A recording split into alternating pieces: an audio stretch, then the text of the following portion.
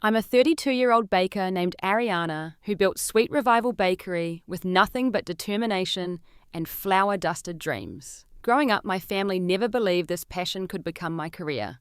They wanted spreadsheets. I wanted spreadable buttercream. But after years of sacrifice, 18-hour days, and finally paying off my business loan, something unbelievable happened. My parents and brother showed up demanding 50% ownership of my bakery. Just like that. No apologies for doubting me, just entitlement to my success. If you've ever had your accomplishments diminished by people who weren't there for the struggle drop, where you're watching from, and hit subscribe, because what I did next changed everything. I grew up in Portland, Oregon, in a family obsessed with corporate success. From my earliest memories, business talk dominated our dinner conversations. My father, James, ran a thriving consulting firm that specialized in corporate restructuring. With his tailored suits and perpetual smartphone attachment, he embodied the success he preached to my brother and me nightly. My mother, Diana, complemented his ambition with her own as a corporate attorney for a prestigious law firm. Together, they created a household where quarterly reports were more important than quarterly report cards. My older brother, Tyler, embodied everything my parents valued. 4 years my senior, he shadowed my father from an early age, wearing tiny button-downs to bring your child to work days and discussing stock options before he could drive. They beamed with pride when he declared a business major in high school, planning his future corporate takeover before his first real job. Then there was me. The unexpected deviation from the family blueprint. I discovered baking when I was 8 years old. My grandmother Margaret visited from Tennessee and transformed our sleek, barely used kitchen into a flour-dusted wonderland. While my parents worked late, she taught me how to make her famous cinnamon rolls, the recipe passed down through 4 generations. Baking is love made visible, she told me, guiding my small hands as we kneaded dough. When words fail, Ariana, a homemade pie speaks volumes. Something clicked inside me during those afternoons with Grandma Margaret. The precise measurements, the chemistry of ingredients, the artistic decoration, and most importantly, the joy of creating something that brought immediate smiles. I was hooked. When my parents returned home to find cooling racks of cookies and the kitchen, looking like a flour bomb, had exploded, my mother sighed deeply.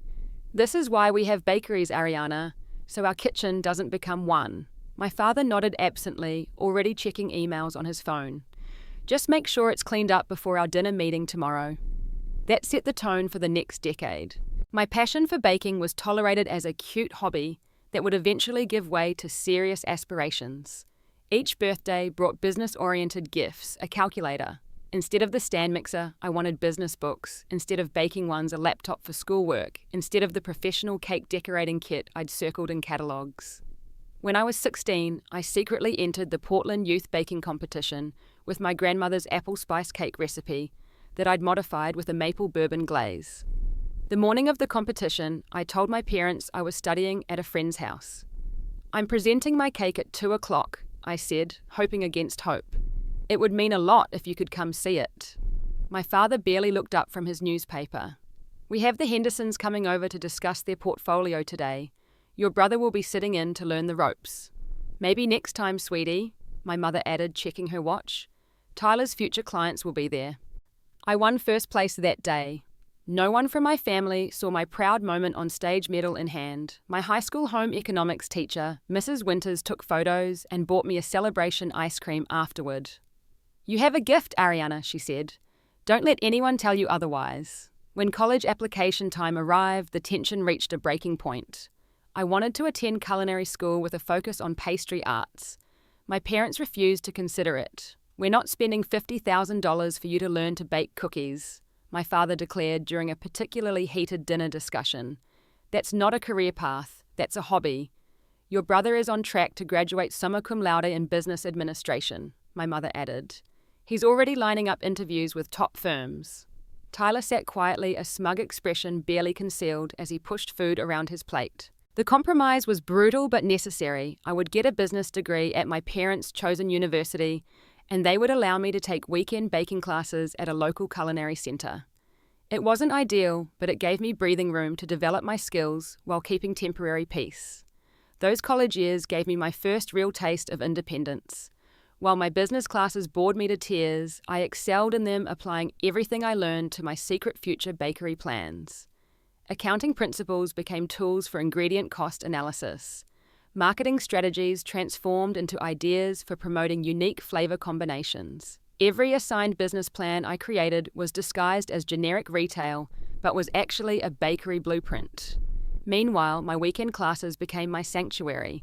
I developed a unique style that blended traditional American desserts with unexpected global flavors: cardamom-infused apple pies, matcha white chocolate cookies, lavender honey cupcakes. My instructors noticed my talent and connected me with local bakers for shadowing opportunities.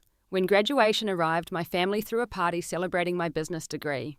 Their gifts revealed how little they understood me, even after 4 years, a leather briefcase, subscriptions to business magazines, and a gift card to a store selling women's business attire. "Now you're ready for the real world," my father announced, raising a toast. "Tyler has already secured his position at Goldman Sachs. We have some contacts at several consulting firms ready to interview you." I smiled tightly, already planning my escape from the future they had designed without my consent. The business degree was theirs.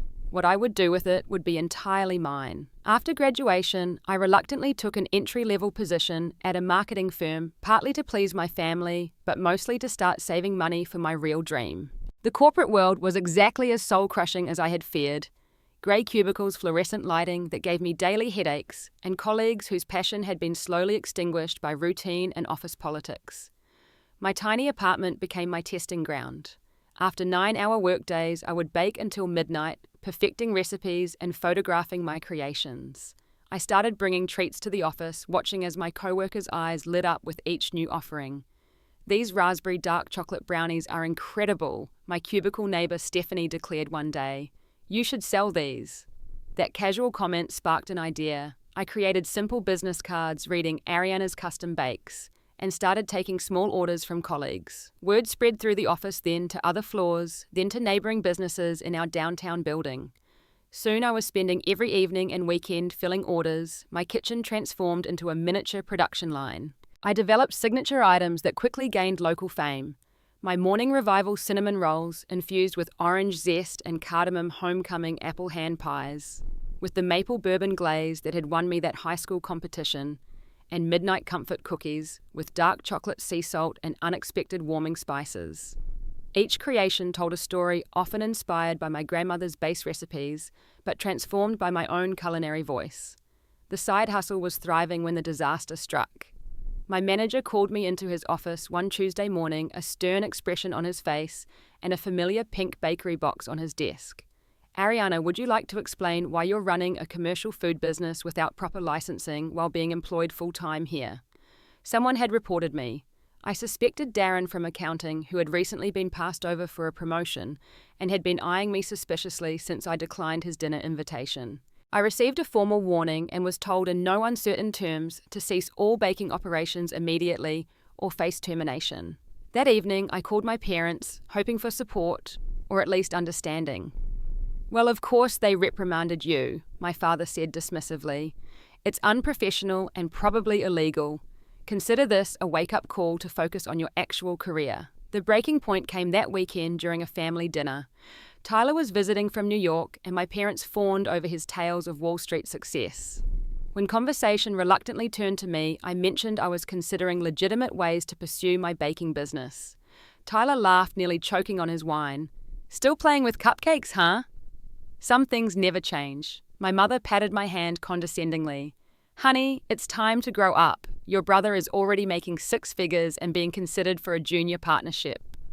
Something snapped inside me. 23 years of having my passion dismissed as childish. 23 years of comparisons to Tyler. 23 years of trying to contort myself into the daughter they wanted rather than the woman I was. The next day, I submitted my resignation at the marketing firm.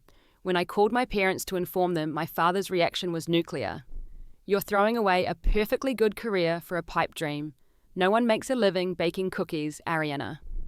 "Tyler would never be this irresponsible," my mother added, twisting the knife. Despite their objections and the sudden withdrawal of any financial safety net, I felt lighter than I had in years. With my modest savings and a small loan from my supportive grandmother before she passed away, I began searching for a location for my bakery.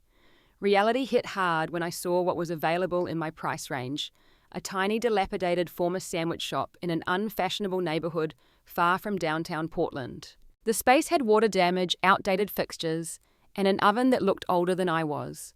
But the rent was manageable, and the landlord was willing to give a first-time business owner a chance with only a 2-month security deposit. I spent 6 weeks renovating the space myself, watching YouTube tutorials for tasks I couldn't afford to hire professionals to complete. I painted walls until my shoulders ached, installed shelving that collapsed twice before I got it right, and scrubbed decades of grease from surfaces I didn't even know could accumulate grease.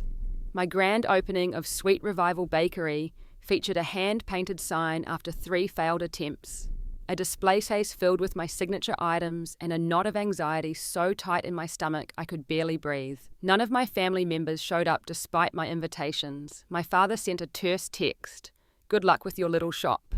But something unexpected happened. The neighborhood, which I had initially viewed as less than ideal, embraced me wholeheartedly. Residents wandered in curious about the new business on their block. They returned the next day bringing friends. A local teacher bought a dozen cookies for her classroom and came back weekly. The owner of the bookshop 3 doors down became a regular, bringing his afternoon coffee to pair with my pastries. That first month nearly broke me. I worked 18-hour days handling everything from baking to serving to cleaning to bookkeeping. I slept on a cot in the back room most nights, too exhausted to return to my apartment. I questioned my decision daily, especially when I barely made enough to cover rent and supplies with nothing left over for a salary. One particularly difficult evening, as I sat on the floor tallying disappointing sales figures, the bell above the door jingled. I quickly wiped away tears and plastered on a professional smile, only to see Tyler standing there in an expensive suit, looking around with poorly concealed disdain. "So this is the dream, huh?" he said, running a finger along the counter and checking for dust. Smaller than I expected. "What are you doing here, Tyler?" I asked, too tired for our usual verbal sparring. "Mum and Dad asked me to check on their wayward daughter." He picked up a cinnamon roll, examined it critically, then took a bite. His eyebrows raised slightly in what might have been approval, but he quickly masked it. "Not bad. But seriously, Ariana, how long are you going to play baker before coming back to the real world? This place is..." He gestured vaguely. "Quaint, but it's not exactly setting you up for retirement."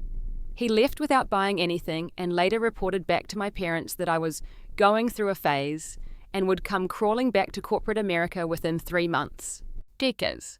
Their occasional calls always included questions about when I would get a real job again, as though creating something from nothing wasn't work worthy of respect. 2 years passed in a blur of 18-hour days, flour-dusted aprons, and the slow, steady growth of my little bakery. Sweet Revival began developing a loyal following with regular customers who knew me by name and new faces appearing each week, drawn by word of mouth. I developed a distinct brand identity that reflected my journey, vintage-inspired with modern touches, warm and inviting, but with unexpected elements of surprise.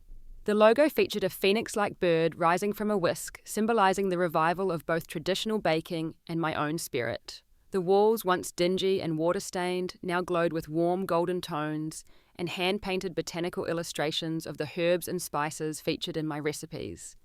During this time, I formed a friendship that would prove crucial to my future. Nicole owned the independent coffee shop around the corner, a woman in her 40s who had built her business over a decade after leaving a career in finance. She recognized the same fire in me that had driven her own transition and began stopping by regularly, often staying after closing to share business advice. "The first 3 years are brutal," she told me one evening as we shared day-old pastries that couldn't be sold. "But you've got something special here. I can see it, and more importantly, your customers can taste it." Nicole became the mentor I desperately needed, offering guidance on everything from vendor negotiations to employee management. When I confided in her about my family's dismissal of my business, she nodded in understanding. "Success is the best revenge, but it's a revenge you're creating for yourself, not for them," she said. "Build this place into what you want it to be, not what would impress them." A turning point came when a local newspaper featured Sweet Revival in their Hidden Gems section. The reporter described my bakery as a revelation of flavors both nostalgic and innovative, crafted by a baker whose technical skill is matched only by her creativity. The article highlighted my commitment to locally sourced ingredients and the stories behind my signature creations. The day after publication, a line formed outside my door before opening, stretching down the block. I was overwhelmed, selling out completely by noon and having to close early to begin baking for the next day. That week, my revenue tripled, and for the first time, I felt the business might actually be sustainable. Yet financial struggles remained. I lived in a tiny studio apartment with barely functioning appliances to keep my personal expenses minimal. Every extra dollar went back into the bakery. 3 banks rejected my loan applications for equipment upgrades, citing my limited business history and the high failure rate of food establishments. Rather than surrender to these limitations, I found creative solutions. I bartered with a local photographer, exchanging pastries for professional product photos that elevated my social media presence. I offered baking classes on Sunday evenings when the shop was closed, creating an additional revenue stream. I collaborated with nearby businesses on cross-promotions, buy a book at the local bookstore, get a free cookie at Sweet Revival, purchase a coffee at Nicole's shop, receive a discount on my pastries. The workload became unsustainable for one person, and with Nicole's encouragement, I hired my first employee. Jordan was a culinary school graduate with a quiet demeanor and impeccable attention to detail. During the interview, I was honest about the challenging hours and modest initial pay, but also about my vision for the bakery's future. Something in my passion resonated with him. I'd rather be part of building something meaningful than just another cog in a corporate kitchen, he said. Within weeks, Jordan became not just an employee, but a true collaborator, suggesting flavor combinations I hadn't considered and helping refine production processes. Around this time, Tyler made his second appearance at the bakery. He seemed genuinely surprised to find the business still operating and even more shocked to see customers lined up at the counter. "You're actually making this work?" he asked as he watched me efficiently package orders. There was confusion in his voice, as though he was recalculating some internal equation about his little sister.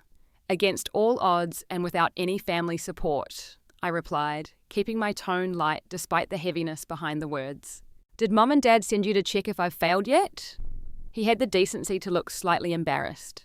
"They ask about you sometimes, but not enough to visit or call themselves." He shrugged, purchasing a box of assorted pastries before leaving. Later I learned he had told our parents that I was doing okay with the little bakery thing, but that it was nothing impressive, just a neighborhood shop. The backhanded acknowledgement was the closest thing to approval I'd received from my family in years. My parents called occasionally, their conversations always circling back to the same question: when will you get a real job again? No matter how I described the growing business, the creative fulfillment, or even the improving finances, they couldn't see baking as legitimate work. To them, success meant corporate titles and retirement accounts, not the joy on a customer's face, biting into a perfectly crafted pastry. As Sweet Revival approached its second anniversary, I began dreaming bigger. I found a location in a more central neighborhood, a beautiful brick building with large windows and twice the square footage of my current space. It would allow for expanded seating, a larger kitchen, and the possibility of wholesale accounts with local cafes. The moment I walked through the space, I knew it was the manifestation of what I had been working toward. Reality crashed down when I approached banks for financing. Despite 2 years of growth and a solid business plan, loan officers saw only risk. One actually suggested I get a male business partner to strengthen my application. I left that meeting shaking with rage and determination. Nicole proved invaluable, once again connecting me with several investors who supported local businesses. After reviewing my detailed proposals, 2 agreed to provide partial financing in exchange for small equity stakes. I would maintain controlling interest, and with my savings and a private loan from Nicole herself, I secured enough funding to lease the dream location. Signing those papers, I felt equal parts elation and terror. The stakes had never been higher, but neither had my conviction. The grand opening of Sweet Revival Bakery's new location exceeded all my expectations. The space I had designed myself featured exposed brick walls, reclaimed wood shelving, vintage baking implements as decoration, and comfortable seating areas where customers could linger. Large windows allowed natural light to flood the space, illuminating display cases filled with my expanded menu of pastries, cakes, and breads. The first month brought expected challenges. The higher rent and utilities created financial pressure I hadn't experienced since the earliest days. Staffing a larger operation meant hiring 3 additional employees, and training them to maintain my exacting standards proved time-consuming. Supply chain issues led to a week without my preferred organic flour, forcing last-minute recipe adjustments. But with each challenge came innovative solutions. When a delivery truck broke down, stranding a wedding cake order, Jordan and I personally drove 2 hours round trip to ensure it arrived on time. When equipment costs threatened to exceed budget, I found gently used commercial mixers through a restaurant that was closing. When customer wait times increased due to our popularity, I implemented a numbered ticket system and offered free samples to those waiting in line. I also expanded our community presence. We hosted monthly baking workshops that consistently sold out. Tuesday evenings became Experimental Flavors Night, where customers could sample and provide feedback on potential new menu items. Sunday morning, Baker's Choice surprise pastry boxes created excitement and reduced weekend inventory waste. The turning point for wider recognition came unexpectedly. A popular food blogger with over 1 million followers stopped by while visiting Portland and posted about my life-changing morning revival rolls, with their orange cardamom filling and cream cheese drizzle. The post went viral, shared thousands of times, with commenters tagging friends and planning visits. Within days, business doubled. Customers drove from Seattle and even flew from California specifically to try the now famous rolls. Local news stations requested interviews and national food publications reached out for features. The sudden attention was overwhelming but validating, proof that my vision had merit beyond my own belief in it. With this growth came the need for additional staff. I carefully built a team that shared my values and vision. Mia, a pastry chef with formal training who brought technical precision to our kitchen. Daniel, a former barista whose customer service skills made every visitor feel personally welcomed. Lucia, whose artistic background translated into stunning cake decorations. And Alex, whose logistics experience helped streamline our increasingly complex operations. This team became the supportive family I had always craved. We celebrated birthdays with special staff-only creations, supported each other through personal challenges, and collaborated on new recipes that combined all our strengths. When Mia's grandmother passed away, we collectively covered her shifts without question. When Alex needed emergency dental surgery, I ensured they received full pay during recovery. The contrast between this chosen family and my biological one became increasingly stark. My parents finally visited the new location 6 months after opening, prompted by seeing a feature about the bakery in a national magazine, rather than by genuine interest in my achievement. They walked through the bustling space with expressions I couldn't quite read, somewhere between surprise and confusion, as though they had expected to find a hobby project rather than a legitimate business. "This is certainly more substantial than we anticipated," my father commented, eyeing the line of customers extending out the door. "It seems you've had some luck with this place." My mother added her faint praise, underscored by the implication that success was accidental rather than earned through years of sacrifice and 80-hour work weeks. They sampled my signature pastries with clinical detachment, rather than pleasure analyzing, rather than enjoying. My father asked pointed questions about profit margins and tax strategies, while my mother noted that my hands showed the effects of physical labor. "You could hire more people to do the actual baking now," she suggested, as though the creation of my products was the least important aspect of my business rather than its beating heart. I gave them a tour introducing my staff and explaining our operations. They nodded politely, but spoke to my employees with subtle condescension, the kind that suggested this work was somehow less valuable than corporate careers. Tyler's relationship to my success evolved in an unexpected direction. After years of dismissing my bakery, he began mentioning it to his business contacts. When it became clear the business was thriving, even more surprisingly, he sometimes implied he had played an advisory role in its development. I discovered this when a potential wholesale client mentioned they were excited to work with me after your brother told us how he helped you develop your business model. As Sweet Revival approached its 5-year anniversary, I planned a celebration that honored both the business journey and the personal one. We closed early for a private party with staff, loyal customers, and the neighborhood supporters who had believed in me from the beginning. Nicole gave a heartfelt toast that brought tears to my eyes, acknowledging the courage it took to pursue this dream against all odds. That week, I made the final payment on my business loans, becoming the full owner of a thriving enterprise that had grown beyond my initial dreams. I celebrated quietly with Jordan, who had been with me since the earliest days, sharing a bottle of champagne after closing and reflecting on how far we'd come. "You did it, Ariana," he said, raising his glass, "against everyone who said you couldn't." This place is 100% yours now. I didn't realize how prophetic those words would become, or how soon they would be tested. The morning after making my final loan payment, I arrived at the bakery earlier than usual, floating on the lightness that came with true ownership. For the first time in 5 years, every dollar earned wouldn't be partially allocated to debt. The possibilities seemed endless: equipment, upgrades, employee benefits, expansion, maybe even researching a second location. I shared the news with my staff during our morning meeting, their genuine excitement warming me more than any family approval could have. We had a small celebration before opening, popping a bottle of sparkling cider and making impromptu toasts. "To Ariana," Jordan said, raising his glass, "who built something extraordinary from nothing but flour and determination." "To Sweet Revival," Mia added, "the place that feels more like home than anywhere else." The workday proceeded normally, unusually busy for a Wednesday, but nothing we couldn't handle with our well-established systems.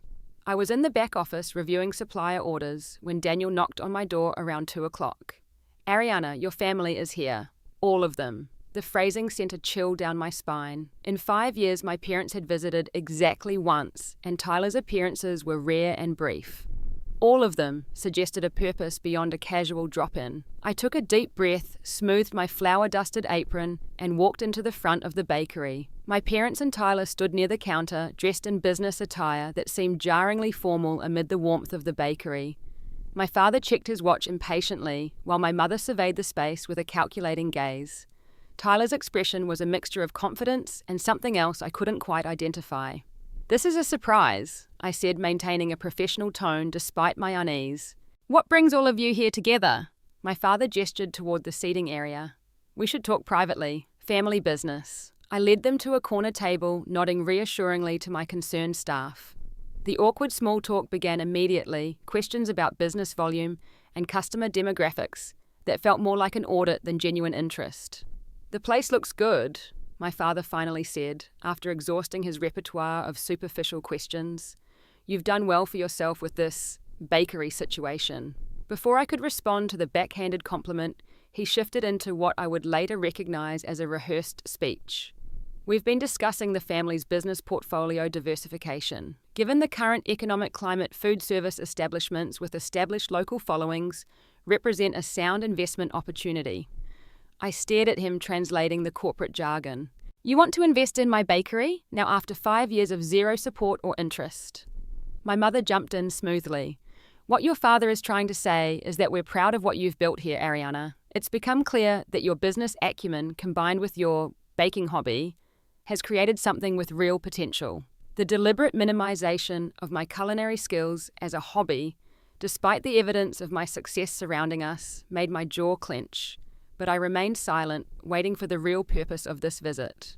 Tyler leaned forward, his expression shifting to what he probably thought was charming enthusiasm, but registered to me as smugness. "I'm leaving Goldman Sachs," he announced, as though this was tremendous news for me. "I've been considering my next steps carefully, and I've decided it's time to join the family business." I looked between the three of them, confusion mounting. "What family business?" Dad's consulting firm. "Sweet Revival Bakery," Tyler said with such casual entitlement that for a moment I thought I'd misheard him. "We're going to take this local operation nationwide. Franchising product lines for grocery stores, maybe even a cookbook deal. I've been developing a complete business strategy." The shock must have registered plainly on my face because my father jumped in with practiced smoothness. "Tyler has exceptional business development skills that would complement your baking talent perfectly. A 50-50 partnership between you two would position Sweet Revival for exponential growth." 50% ownership, I finally managed, my voice sounding distant to my own ears, of the business I built entirely on my own, while all of you repeatedly told me it would fail. "That's water under the bridge now," my mother said dismissively. "This is about family coming together to create something bigger than any individual could achieve alone." As my initial shock faded, details began emerging that painted a clearer picture. Tyler's departure from Goldman Sachs wasn't entirely voluntary. His investment venture had failed spectacularly, leaving him scrambling for his next career move.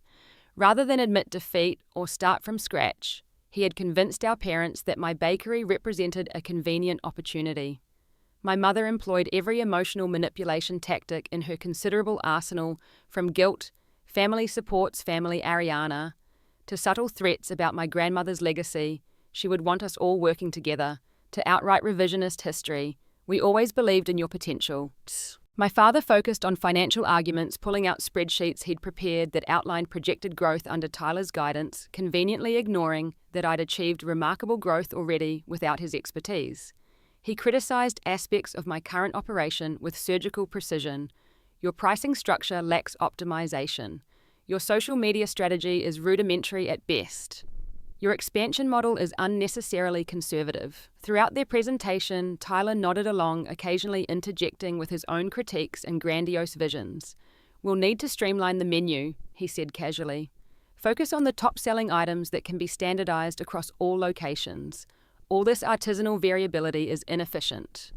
The final straw came when Tyler reached into his briefcase and pulled out a business card, sliding it across the table with unearned confidence. It read, Tyler Matthews, co-owner and chief business officer, Sweet Revival Bakeries, Inc. Qualification. He had already printed them, assuming my agreement was a foregone conclusion. I had these made up to show you how serious I am about this partnership, he said, clearly expecting me to be impressed by his presumption. I've already started reaching out to some contacts about potential locations in Seattle and San Francisco. The temperature in the room seemed to drop 10 degrees as I stared at the card. My family had moved beyond dismissing my dream to attempting to co-opt it, now that it had proven successful. In their minds, my years of 70-hour work weeks, financial sacrifices, and creative development counted for nothing compared to Tyler's business degree and corporate connections. I'll need some time to think about this, I finally said, my voice steady, despite the storm raging inside me. It was the most diplomatic response I could muster, without saying things that couldn't be unsaid. Of course, my father replied clearly, interpreting my response as heading toward acceptance. We can reconvene next week to formalize the arrangement. The paperwork is already being drafted by our attorney. They left with the self-satisfaction of people who believed they'd successfully executed a business maneuver, rather than deeply wounded a family member. Through the bakery windows, I watched them walk to my father's luxury car, already celebrating the acquisition of half my life's work. Jordan found me in the kitchen, 20 minutes later, furiously kneading bread dough, with tears streaming down my face. The hours after my family left were a blur of conflicting emotions. Jordan sat with me in the kitchen as I alternated between tears of hurt and flames of anger, listening patiently as I processed the encounter aloud. They think they can just walk in and claim half of everything I've built, I said aggressively, wiping flour from the countertop. 5 years of zero support, zero interest, zero belief in me, and now suddenly it's a family business. Jordan's quiet response cut through my emotional storm. What are you going to do? The question hung in the air, simple yet profound. What would I do? Part of me, the part still desperate for family approval after all these years, whispered that maybe this was my chance to finally earn their respect. Another part, the businesswoman I'd become, recognized that Tyler's connections might indeed accelerate growth. But the largest part, the baker who had poured her soul into every recipe, every customer interaction, every late night and early morning, recoiled at the thought of surrendering half my creation to someone who had never believed in it. I need advice, I finally said. That evening after closing, I met with Nicole at her apartment, bringing a box of stress-baked cookies that weren't up to my usual standards, but were perfect comfort food for an emergency consultation. I laid out the entire situation, including the business card that had sent me over the edge. Nicole listened without interruption, her expression growing increasingly incredulous. When I finished, she took a long sip of tea before responding. Ariana, I've watched you build this business from nothing. 18-hour days living on ramen to make rent, learning every aspect of running a bakery through sheer determination. Nobody handed you anything. She leaned forward, her gaze intense. Sweet Revival isn't just a business you own. It's a reflection of your soul. Don't let anyone convince you to give away half your soul. The following morning, I contacted my lawyer, Mariah Rodriguez, who had helped me with the business formation and lease negotiations. She reviewed the situation with professional objectivity while making it clear whose side she was on. Legally, they have absolutely no claim to your business, she confirmed. You have complete documentation showing you as sole proprietor, all investments properly recorded, all loans in your name alone. They can't force you into any partnership. What about family obligation? I asked, voicing the guilt that still nagged at me, despite my anger.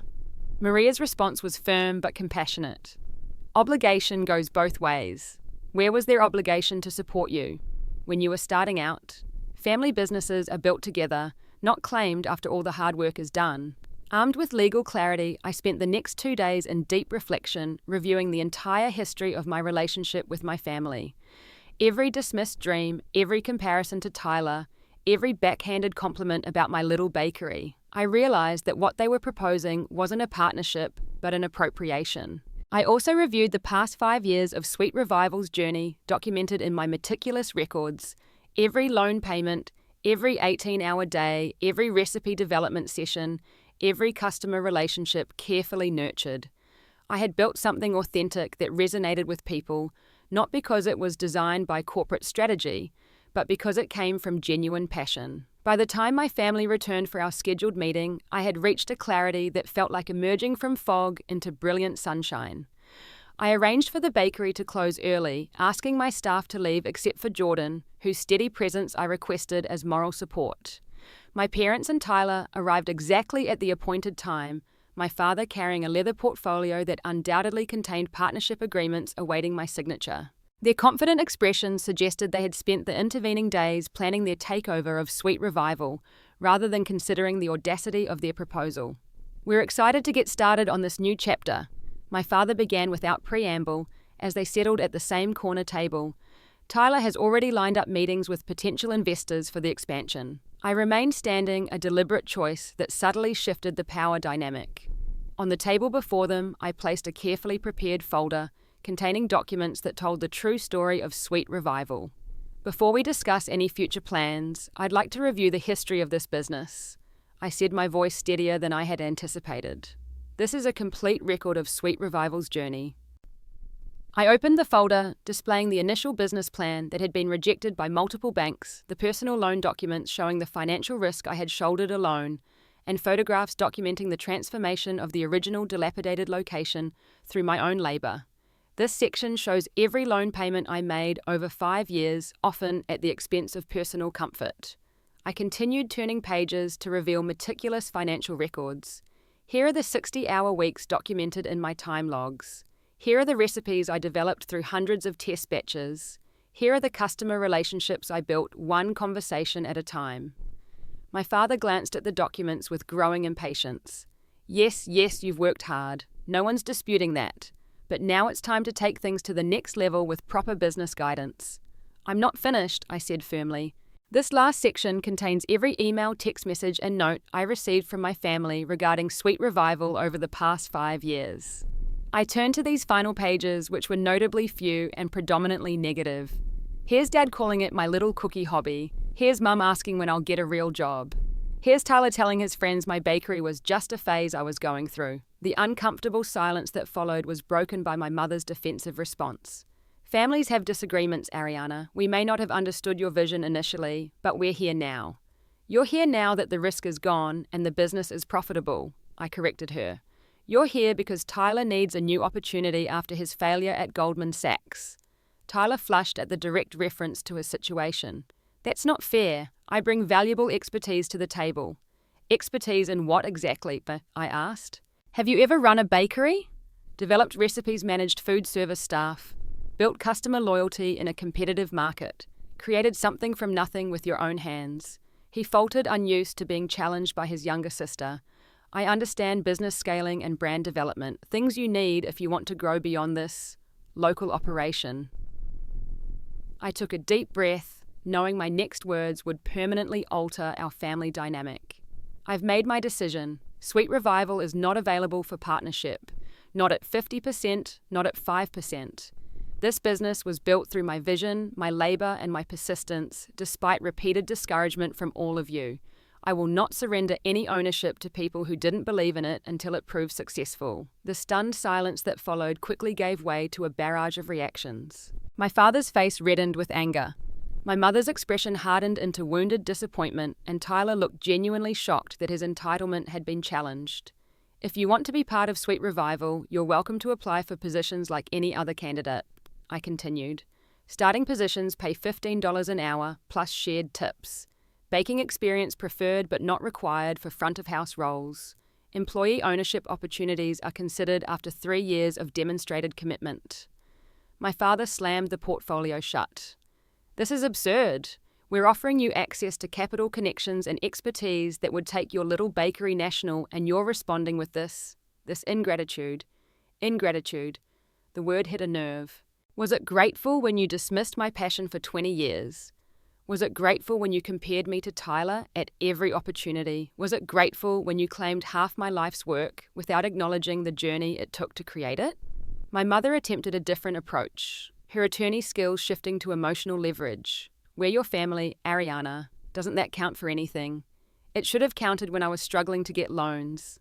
It should have counted during those first 2 years when I could barely pay rent. It should have counted before Sweet Revival became successful enough to interest you. The truth poured out of me, years of unspoken hurt finding voice at last. Family supports dreams, not just successful outcomes. The meeting deteriorated quickly after that. My father made thinly veiled threats about reconsidering my position in the family, whatever that meant. My mother cycled through guilt tactics that might have worked years ago, but now felt transparent and manipulative. Tyler alternated between anger and attempts to salvage his planned career change. They eventually left in a storm of slammed doors and final warnings, my father's parting words hanging in the air. You'll regret this decision, Ariana.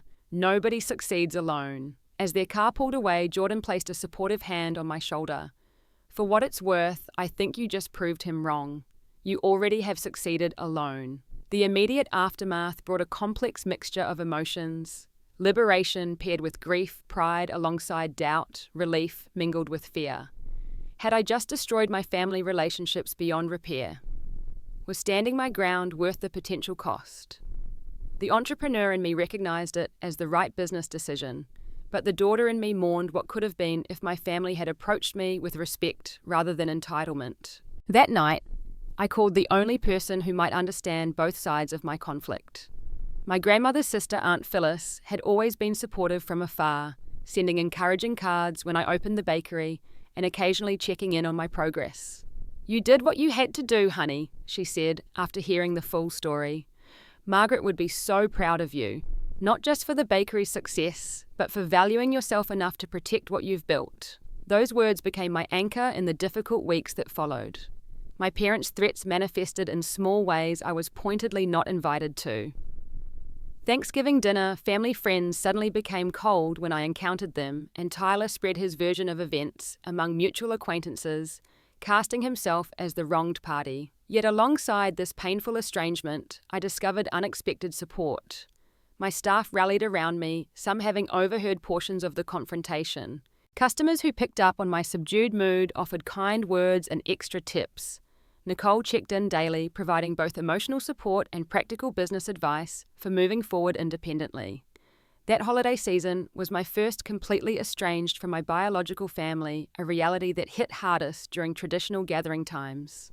Rather than spend Christmas alone dwelling on the rift, I opened the bakery for a special staff and friends celebration, creating new traditions with the chosen family that had supported me unconditionally. We exchanged thoughtful gifts, shared favorite holiday recipes, and toasted to authentic connections, built on mutual respect rather than obligation. As the new year approached, I realized that while standing my ground had cost me family harmony in the short term, it had preserved something far more valuable: my autonomy, my creative vision, and my self-respect. No business partnership, however potentially lucrative, was worth surrendering those foundational elements of my identity. 6 months after the confrontation with my family, Sweet Revival continued to thrive, though the personal wounds healed more slowly. I began working with a therapist who specialized in family estrangement processing, the complex grief of losing relationships while standing firm in my decision. Family business conflicts are particularly painful because they blend personal history with financial interests, Dr. Taylor explained during one session. Your reaction wasn't just about business terms. It was about years of having your passion dismissed and your accomplishments minimized. These insights helped me understand my own reactions better and gradually reduce the guilt that occasionally surfaced during quiet moments. I wasn't rejecting my family. I was protecting what I had built in spite of their discouragement. The bakery entered a new phase of organic growth. Rather than pursuing Tyler's vision of aggressive national expansion, I focused on deepening our community impact. We opened a second location in a carefully selected neighborhood that lacked quality bakeries, designed with the same attention to detail as the original, but with its own distinct personality. I implemented a mentorship program for young aspiring bakers from disadvantaged backgrounds, offering paid apprenticeships that provided real-world experience alongside formal training. This initiative gave me particular satisfaction, allowing me to be the supportive mentor I had lacked during my own early career. "You changed my life," said Maya, our first apprentice, after completing her 6-month program and being hired as a full-time junior baker. "Before this, I didn't think people like me could have careers doing what we love." Her words affirmed that my business could create positive ripples beyond delicious pastries, building a legacy of opportunity and empowerment. The unexpected turning point in my family situation came on a rainy Tuesday afternoon. I was in my office reviewing applications for the next apprenticeship cohort when the front desk called back. "Your mother is here. Just her. She says she'd like to talk if you have time." My heart raced as I considered my options. Part of me wanted to refuse to protect myself from potential manipulation or renewed conflict. But another part recognized that healing might require at least hearing what she had to say. "I'll be right out." I finally responded. My mother sat alone at a corner table, lacking the confident posture she had displayed during the family confrontation. She seemed smaller, somehow, more tentative, a cup of coffee untouched before her. When she saw me, she straightened slightly, professional habits reasserting themselves. "Thank you for seeing me, Ariana," she began formally, then faltered. "This is harder than I expected." I sat across from her, maintaining emotional distance, while offering the basic courtesy of my attention. "What brings you here, Mom?" She took a deep breath. "I've been doing a lot of thinking since our last encounter. Your father and Tyler are still angry, but I've had this growing realization that we fundamentally mishandled everything with you. Not just the business proposal, but years before that. The admission was so unexpected that I remained silent, uncertain if this was genuine reflection or another angle of approach to the same agenda. I watched a video of you," she continued.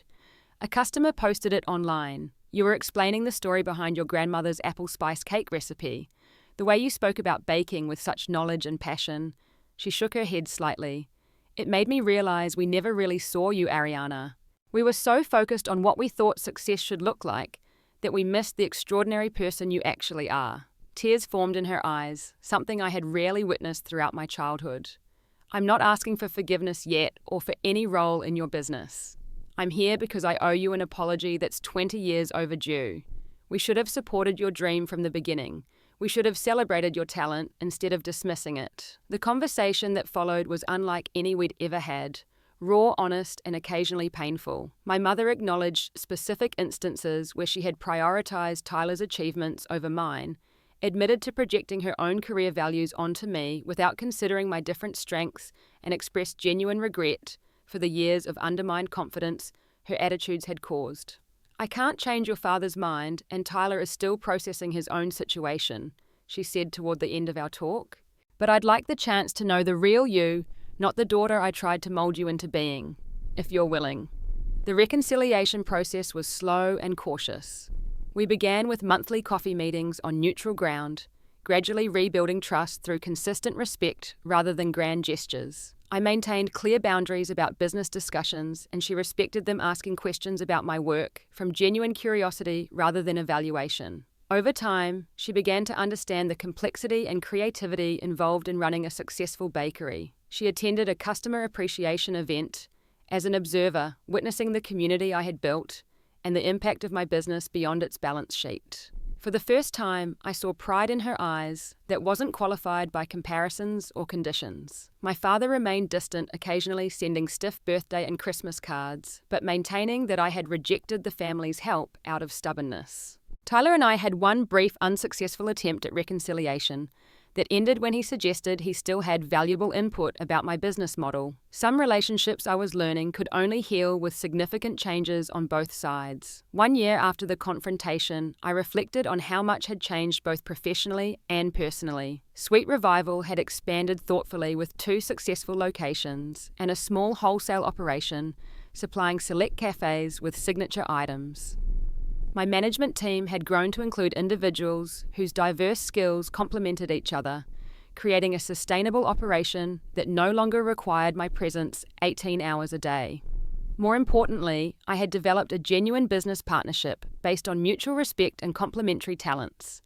Lisa, the owner of a local cheese shop who had become a friend through business owner networking events, approached me about a collaborative venture combining our expertise. Together we created Gathered Table, a cafe concept featuring both bakery items and artisanal cheese boards with seasonal pairings. Unlike my family's proposed partnership, this collaboration grew organically from shared values and equal contribution. We drafted agreements that respected each other's independence while creating something greater than either could accomplish alone. The difference between this healthy partnership and what my family had proposed was stark and educational.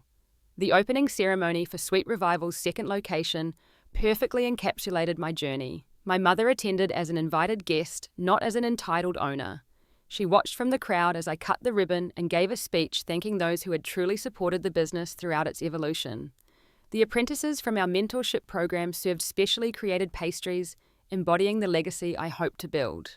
Looking out at the gathered community that had embraced my vision, I reflected on how differently success looked from what my family had once defined it as. It wasn't measured in franchise locations or corporate acquisitions, but in the authentic connections forged through opportunities created for others, and the joy of creating something meaningful with my own hands. The path had been neither straight nor easy, but standing firm in my worth had ultimately led to something better than compromise a life and business built on authenticity rather than others' expectations. The Sweetest Revival hadn't been just the bakery's transformation from struggling startup to thriving enterprise, but my own journey from seeking external validation to recognizing my intrinsic value. Have you ever had to stand up for something you built, even against people who should have supported you? Share your story in the comments below. Sometimes the hardest boundaries to set are with those closest to us. If this story resonated with you, please hit like and subscribe for more journeys of finding strength through challenging times. And remember, your dreams deserve defenders, even if sometimes that defender must be you. Thank you for listening to my story today.